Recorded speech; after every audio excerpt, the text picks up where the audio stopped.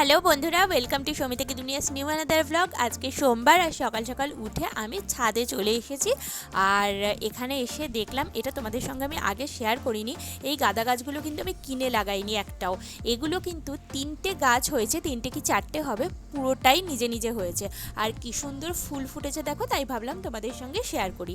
তারপরে স্নান করে আমি চলে এলাম পুজো করতে। আজকে তো সোমবার, শুধু আমি নয়, তার সঙ্গে আমার বড়ও কিন্তু পুজো করে সুন্দর করে ঠাকুরকে সাজিয়ে দিয়েছে। তাই ভাবলাম তোমাদের সঙ্গে একটু শেয়ার করি।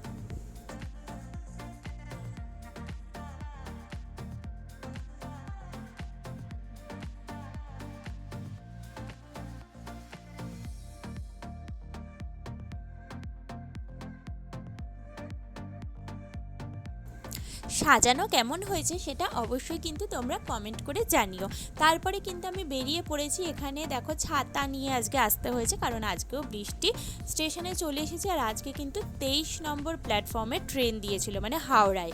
তো যথারীতি অনেকটা হাঁটতে হবে, বুঝতেই পারছো মানে আমার যে কী অবস্থা। আর তার মধ্যে এক নাগাড়ে বৃষ্টি হয়ে চলেছে, মানে বাইরে বেরিয়ে এই যে দেখো অবস্থা। আমি এখন কিন্তু চলে এসেছি আমার স্কুলে যাওয়ার জন্য।